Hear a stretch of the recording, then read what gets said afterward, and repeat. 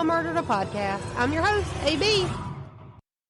And this week on Mama Murdered a Podcast, we're diving into part 2 of the Amato family murders. I'm not sure what happened last week.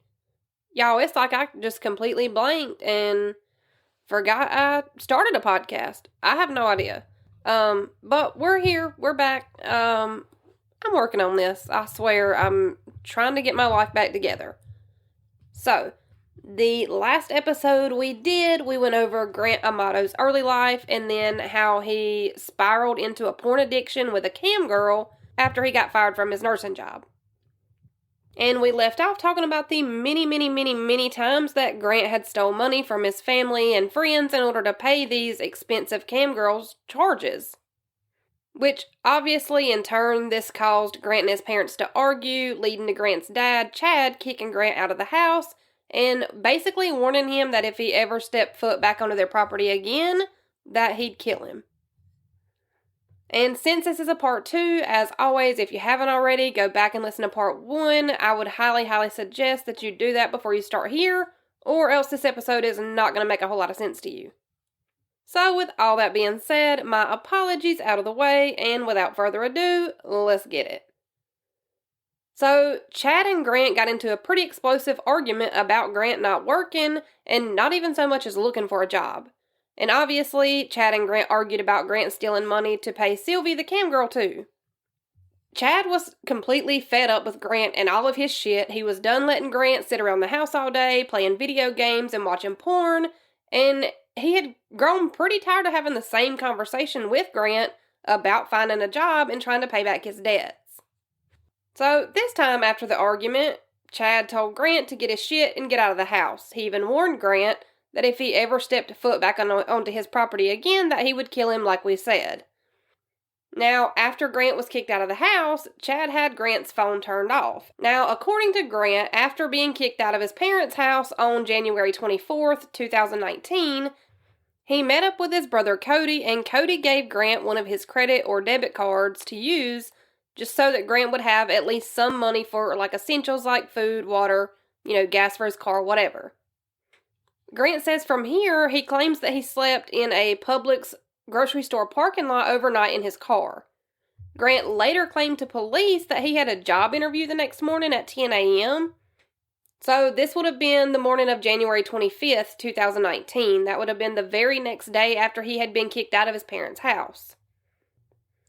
Now, after this supposed interview, Grant says that afterwards he headed to the Verizon Wireless store to have his phone turned back on. But once Grant made it to Verizon Wireless, he realized that he wasn't actually able to get his phone switched back on because the account was in his dad's name. And with everything being in Chad's name, Grant didn't have the authority to have a device reactivated. So from here, Grant says that he did contemplate going back to his parents' house, but that he didn't. That he instead grabbed some lunch at Panera Bread and got himself a hotel room. He says that once he got in the hotel room, he used his brother's debit card to buy $600 worth of tokens on the camgirl website. So, Grant has nowhere to live, no job, no money to his name, but he somehow still managed to find a way to get in touch with Sylvie. But then later on, during a police interview, when Grant was asked, to take them step by step through everything that he had done that day, Grant told police that he had gotten lunch from Panera Bread, and that he had used Cody's card to get a hotel room, and then he says that he used Cody's cards to, quote-unquote, pay one of his bills. Now, when police asked what bill Grant paid for with Cody's debit card, Grant claimed that it was an outstanding balance due from the camgirl website, and that he had used Cody's card to pay the outstanding $600 balance. So again, Grant has nowhere to live, no job, and no money, but his first priority is obviously to pay off an outstanding debt that was owed to a camgirl website. Okay, cool. Now, obviously, later on when police look into this a little further, they learned what we already guessed, that Grant didn't pay an outstanding debt on the camgirl website, but instead that he had actually just purchased another $600 worth of tokens and used Cody's credit card to pay that. Now, during this time, Grant had been writing on the camgirl website to other users of the site, like maybe a forum, and Grant expressed how he hoped that no one ever had to feel the pain that he was feeling just thinking about not having Sylvie in his life. He also wrote about how he thought his dad was controlling and abusive, and he even claimed that he believed that his mom was still only with his dad solely for her own security, which obviously none of these things are true. Grant's family had given him chance after chance after chance after chance to get his life together, and sadly, they even covered for Grant to try to keep him out of trouble in hopes that one day he would get a grip on reality. He was a 30-something-year-old man with nothing to show for the last 30-ish years of his life. And absolutely nobody on this website could have known what Grant was planning to do next. So again, this would have been January 25th. It would have been the next day after Grant was kicked out of his parents' house by his dad. And it was only about 9 a.m. when the county sheriff's office got a call about Grant's brother Cody not showing up to work that morning. It was pretty well known by everybody that Cody was one of those types of people who was the first one to show up to work and one of the last ones to leave. And typically, Cody beat all of his co-workers to work every morning. But on the morning of January 25th, 2019, Cody still hadn't made it to work by 9 a.m., and his co-workers and boss had tried calling and texting Cody, but nobody was getting a response. And actually, one of Cody's co-workers had tried texting Cody, and the message was shown as not being received by Cody's phone through the iMessage app. And the iMessage app shows when a text is sent from one phone and when it's received by the other phone. So Cody's phone wasn't showing any received messages that the co-workers were sending. And like I said, this wasn't typical behavior from Cody, not in the slightest. He had never even missed so much as one day of work before. So him not showing up, not responding to anybody's calls, a no-call, no-show was just absolutely out of character. And this did immediately raise some alarm bells for his friends and coworkers. It was so out of character for Cody that coworkers actually called to have a welfare check done on Cody. And once officers arrived at the Amato house, they were able to deduce that Cody's car was in the driveway, along with his dad Chad's car and his mom Margaret's car. Officers knocked and knocked and knocked on the Amato family house door with no response, no answer, and honestly no movement coming from inside the house. Officers figured that their next best bet would be to try to call Cody, Chad, and Margaret's phone, but again, they had no luck. Nobody's answering to the knocks at the door, and nobody's answering when the officers have tried calling them. And it got to a point where officers were so convinced that the Amato family was inside the house that they actually used air horns as a way to try to get someone's attention to come to the door. But even that didn't work, and it was at that point that officers were starting to kind of worry that maybe something was wrong inside the house. They checked the doors and windows to try to get into the Amato house, but all the doors and windows, of course, were locked. So officers kind of resorted to essentially breaking into the house to at least try to lay eyes on somebody inside the house to know if they were okay or not. Officers on scene were eventually able to get the back door unlocked, and as they made their way inside the house, they immediately saw Chad Amato on the kitchen floor, laying on his back, and it was clear to officers that Chad was no longer alive. And from what the officers were able to see, Chad had been shot twice in the head.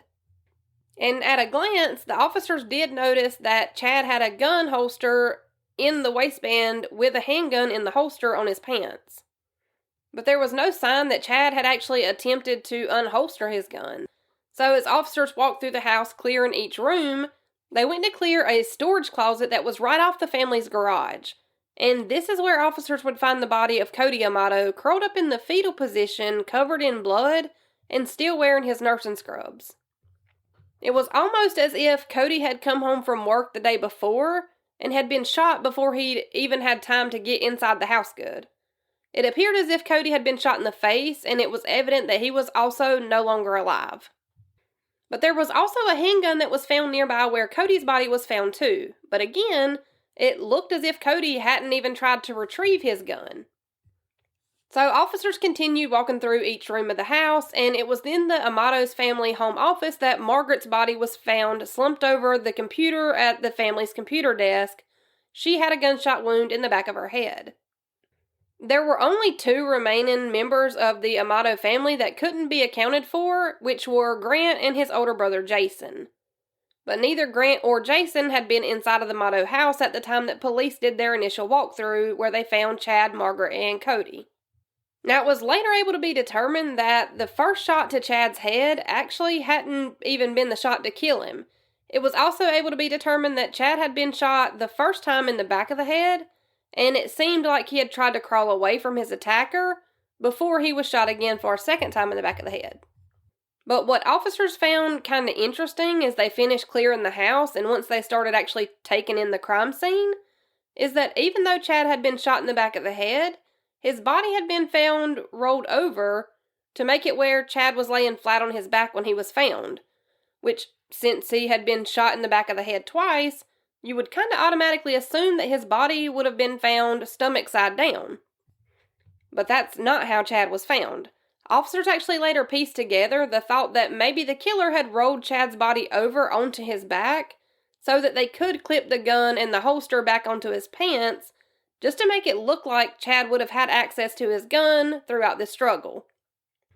And police had come to the conclusion about the gun and the holster being clipped on Chad's pants after he was already dead just because of the way the gun was actually holstered. The way that the holster was clipped onto Chad's belt and pants, it wouldn't have even been stable enough or secure enough for that to have been a way that Chad would have secured the gun in the holster. The gun had also been holstered more for somebody who was left-handed, but Chad was right-handed. So none of these things are really adding up at this point, and this was just the first few minutes after the officers stumbled onto this crime scene. Now, officers had been at the Amato house just the month before this, so they did know that Grant lived at this address too. And since Grant wasn't found inside the house, and since Grant's car wasn't at the house either, police put out a bolo or a be on the lookout for Grant Amato. Police were also able to pull the information on local toll road traffic cameras to see if Grant's car had been captured by the toll road cameras, and it actually had. But it showed that his car had been driven through the tolls the day before, and Grant and his car still hadn't been located though. So initially, officers were kind of working off the theory that Cody had possibly snapped and killed his parents before turning the gun on himself. But once police started questioning people who knew the Amato family, it was not long at all before police were made aware of the things that had been going on between Grant and the rest of his family. The money that Grant had been stealing and the obsession with the cam girl Sylvie and, Chad kicking Grant out of the house. Cody's girlfriend even told police that Cody had expressed how worried he had been about Grant and about Grant's mental health. So things are already starting to come together now. All of this is coming to light and Grant can't be tracked down. So police go to the only other family member of the Amato family that is still alive. And they had to talk to Jason, who, remember, is the oldest son that Chad adopted when he was young. Jason hadn't been hard to find, and police had to let him know that 3 bodies had been discovered at his parents' house. And they obviously asked Jason what he knew, if anything, that could help. Jason told police about Grant stealing from anybody and everybody, and he filled them in a little more on Grant and his relationship with Sylvie, the cam girl. Jason did also mention that he knew that Sylvie did have his parents' home address. She had sent things to Grant before in the mail, so she did know where the family lived, which of course, this just introduces another potential suspect into the mix. Because at this point, they don't know if Sylvie's involved. She's supposedly in Bulgaria, but you never know, it's the internet. But before anything more could be done, Grant's car was finally located on January 26th, which would have been the day after his family had been found murdered, and his car had been found at a hotel nearby. The hotel records show that Grant had checked into the hotel the day before, which would have been January 25th, a little after 2:30 p.m. Grant had only booked the room for a day or so, and while police were at the hotel talking to hotel staff, Grant actually just came walking out of his room and ran right into the officers that had been trying to find him. So after some coaxing, Grant did finally agree to go with the officers to the police station for questioning. So once officers got Grant to the police station, this is when they really learned how unhealthy his relationship with Sylvie was. Grant talked about Sylvie like she was his actual girlfriend. Grant explained to police about why his dad had kicked him out of the house on the night of the 24th, and he essentially told the officers that he had been planning on cutting contact with Sylvie once he was released from that rehab program, but that he did end up reaching back out to Sylvie because he thought his dad's rules were just so totally unfair. Like a toddler. And while they were on the subject of Grant's short stay at the 60-day rehab center, Grant claims that the rehab center ended up refunding Cody $3,000 since Grant hadn't stayed for the full 60 days and finished the program. But I don't actually know if that's true or not. And I also just want to mention here, because I found this interesting, as I was listening back to some of Grant's police interviews, Grant had been talking to the police for quite a few hours, but he never asked police why he was there or what they needed all this information for. Which is interesting. It's almost like he already knows.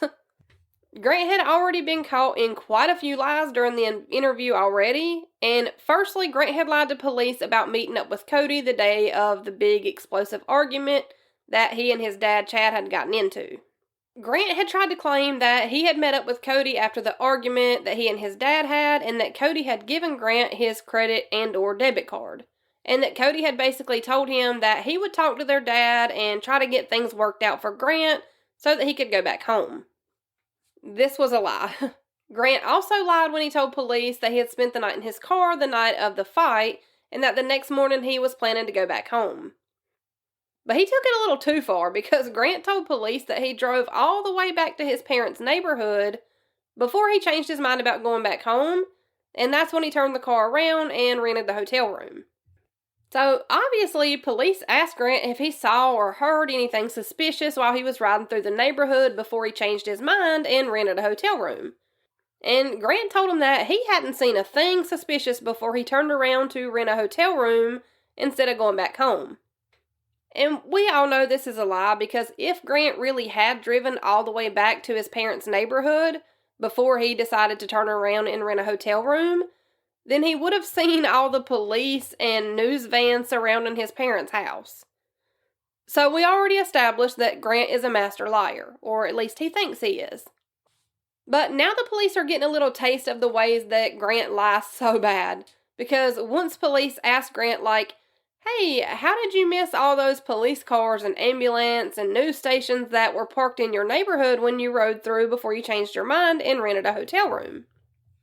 And Grant was basically just like, okay, so I lied, but let me tell you the truth right now. Like, let me tell you the for real truth this time. So once Grant was confronted with the fact that he'd been caught in another lie, and this is when Grant turns it and lies again, and he says that actually he had seen all those cop cars and news vans and stuff out of his house, but that seeing all those emergency personnel swarming his parents' house, that's actually what made him change his mind and rent a hotel room for the night instead of going back home. Grant didn't really have a good explanation as to why he didn't think to check on his family members when he supposedly saw all of these cop cars before he went and rented a hotel room. So Grant says that he headed to a local restaurant to use the restaurant's free Wi-Fi, and this is when Grant says that he checked the local reports for his neighborhood, and Grant claims that this is how he found out that there had been a shooting in his neighborhood. And this was weird because, for one, police hadn't mentioned how his family members had been killed, but now Grant's trying to tell police that he found out about the shootings after he jumped online using the free Wi-Fi restaurant. So Grant had been at the police station this whole time, which was hours at this point, and he hadn't even asked one time why he was there, what happened, what they needed, and now he's perfectly predicted how everybody in his house was killed. That's a little bit suspicious, sir. Just a little bit. And police were starting to kind of piece together the fact that Grant might not be this innocent son that he's trying so hard to portray. So one tactic that police used in hopes to get a confession out of Grant was to show Grant a picture of Cody's body at the crime scene, and they asked if he'd left his brother in the house looking like this, dead. Grant really didn't respond, he just covered his face with his hands. Officers then pulled out crime scene pictures of Chad and Margaret's body at the crime scene, and they asked Grant the same thing again. And Grant just answered saying, no, I didn't do any of this. And we'll find out later that that was a lie. Grant had in fact done all of that. And police just needed to be able to prove it. But Grant had other ideas. Grant actually suggested to police that maybe Cody had killed both of their parents before he turned the gun on himself. Because that makes a lot of sense. So at this point, investigators are fairly certain that Grant is their man. But they do need to either be able to prove it or they need a confession from Grant. So the plan was that investigators would bring Grant's oldest brother Jason to the police station to talk to Grant, to see if maybe Grant would confess something to Jason. But as soon as Jason walked into the room, he basically told Grant that he was the last person to have been in the house, and that with all the shit that Grant had put his family through over the last 6 or 7 months, that it didn't really seem far-fetched for him to think that Grant might have snapped and killed everybody. So it was pretty clear to officers listening in on this conversation between Grant and Jason that Jason wasn't buying what Grant was selling either. But then Jason started in on Grant in a way that I'm sure officers weren't really expecting. Jason and Grant talked for 10, maybe 15 minutes before Jason asked Grant what would have happened if he had been in the house that day too. Jason kind of wondered out loud if Grant would have maybe shot him too, but he says that if he would have been in the house and if he would have been shot, that he would have at least known what had happened to the rest of his family if he had been killed that day with them. Jason went on about what good people their parents and Cody were in hopes that it would make Grant talk, but it didn't.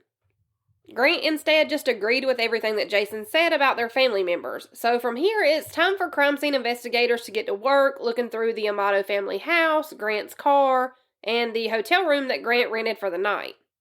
During the search of the house, investigators found credit and debit card information that Grant had written down from where he had stolen his aunt's credit card information when he was staying with her.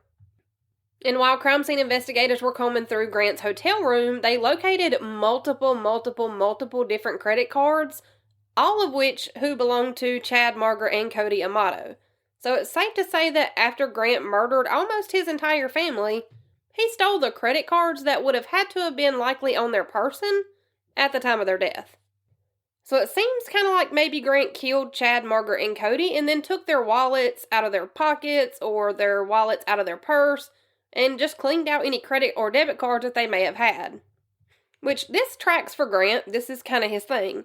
With all those credit card information that was found in Grant's hotel room and with all the information that investigators had learned about Grant and his obsession with Sylvie, an arrest warrant was finally issued for Grant Amato on 3 counts of premeditated first-degree murder for the death of his dad, Chad, his mom, Margaret, and his brother, Cody.